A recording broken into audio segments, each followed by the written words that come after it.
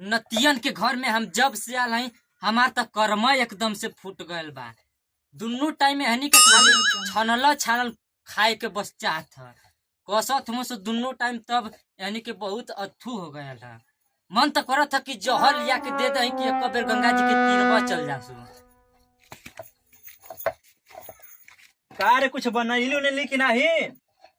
कुछ नाश्ता पानी बनल नल? हाँ हाँ बनैले है, पकौड़े बनैले है। यावा कसला और कतना बनैले है, यावा कसला। और इतना गरमात काहे है रे? ना बनल तो सीधा सीधा कह दे कि ना बनल है। तो का करी? तो हम जानी कि दोनों बाप बेटा के टाइमे पर कसे के चाहिए। हम ही अकेले को के मरी हैं? हमार लोग के बोले तो ले रे ला आए गई न दल्लू का दलिदर लीला खाती हैं? देखबी ढेर बुई मिन मिन मिन मिन करबी ना डाल के मुंह में ले गोदिया ना नकिया में से खींच ले आ देखब तोर में झरे का गुहा। का करबे रे बुढ़वा, का करबे हैं? हमरे नजरा का दाज मिलावे में ना तोरे पूरा परिवार को 9 दिया तेल जल जाए। कारे सारे मेहर बसुआ तोरे समझ तोरे पूरा खानदान के लाल कारा थे रे। तू सरो कुछ कुचवा नहीं ताकत हुआ कुछ कुचवा कब तो अब लोढ़वा से फोड़ दे। ले सर लठिया मार उलट जब कछु नहीं ले नहीं नहीं नहीं अब वही के कुछ ना बोले के है।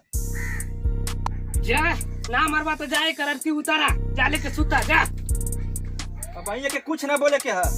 जब बोले अपने लड़का के फौज में भर्ती ना करा ले तब तक के कुछ ना बोले के है। जहिया लड़का फौजी में हो जाई तब कर मार मार के कुल चर्बिया निकाल गल। तनी लमवा रहा लमवा नहीं तो एक लोढ़ा में समझ में आ जाई।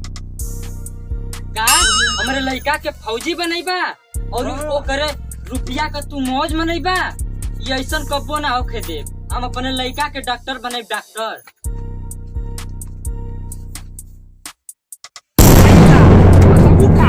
अपने माई का करे जबा आय आ खेतिया बरिया के करी तोहरा के बाऊ करिया हमार नाती किसान बनी किसान। नहीं बाबू हमार बेटा फौजिया बनी फौजिए। अच्छा तो हम जीते हैं देखो तो कैसे तू अंजनी किसान आ फौजी बनावे ला जा।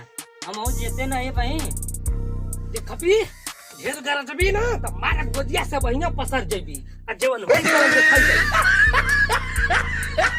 डॉक्टर बनाई डॉक्टर बनाई अपने लड़का के डॉक्टर बनाई। बनैबी डॉक्टर बनैबी? हाँ बनाई हम जौन तू उखाड़ लिया। अरे क्या कहलिए? तू चाहे टुबा के धमकी देबी? हाँ देबे धमकी। अरे रुक रुक रे मार मार भैया बाबू मार मार मार अरे दौड़ा जाओ भैया बाबू इना पूछला ही मारो भैया बाबू मार मार मार मार भैया बाबू थक गिले। अरे मार रे आधा तिहा मार के राह छोड़ जला रे मैं तो कुल नागिन होनी तो नागिन मार रे मार रे कबरू मार ला जा। प्रधान जी से कह के तो जानी के चुत्तर पर चमड़ी ना छोड़वा लेनी ना तो हम अपने बाप को असली बेटी नहीं जाते अब प्रधान जी से फोन लगवा के बोलावत हिला। कारे चहेटुआ उ तो गइल पुलिस बोलावे पुलिस के मारे ले ना ओके ओकर चमड़ी उखाड़ ले हम तो सरकनी जा तोरे मते हम डर तो खड़ी ना है। अपने लड़का के खाली फौजी बनाई तो बनाई। रुक मच कबरवा रुक आज तोर नसबंदी ना कर दे नहीं तो कोई ही रुक रहा तोरे ते काली मैं को भगा गेल भैया भाग रे रुक रुक रुक रुक दो गलवा रुक भागत कहाँ है रे?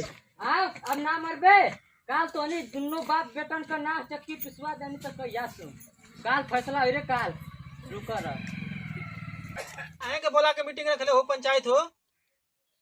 हम कले रही अपने लड़का के डॉक्टर बनावे खातिर। अच्छा। तो ये दोनों बाप बेटा मिल के हमके काल बड़ी मार मरना सो काहे हो काहे मार बोलो भाई के अब खेतिया के करी खेतिया के करी डॉक्टर बनी है तो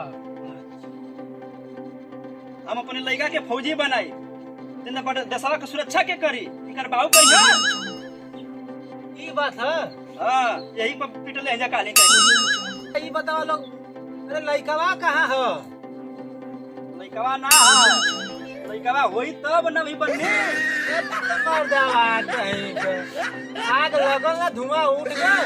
अरे मर्दवा तू कदवा फौजी बना है किसान तू का बना तो हो डॉक्टर बना डॉक्टर। अरे तो तनी हो जाए दा तब बनैया का अब मतलब खिंचाई करे वाला लोग मतलब ये पंचायत कब के जाए के बा कहां तू लोग बस लइका के कैले वाला के फेरा में चलिए प्रधान जी चलिए जा जा अपने घरे बढ़िया से रहिया जा। देखिए प्रधान जी अरे भाई मान ले काहे भाई घरे आओ घरे आते अरे हो जा फोन पे जाना नमस्कार प्रणाम भैया। देखी जा गोड़ छू के सबके प्रणाम करत बाटे। हमरे भोजपुरिया समाज के ये लड़कन पर ज्यादा से ज्यादा लाइक करी, शेयर करी और पसंद करी, लेकिन घंटी का बटन जरूर दबाएं। भैया ई वीडियो बनावे के हमन के यह मकसद बा कि जो हमें भयल ना बा वो बात के लेके विवाद मत करब जा। बस ये आप लोग से छोड़िया बा। बस आगे धन्यवाद।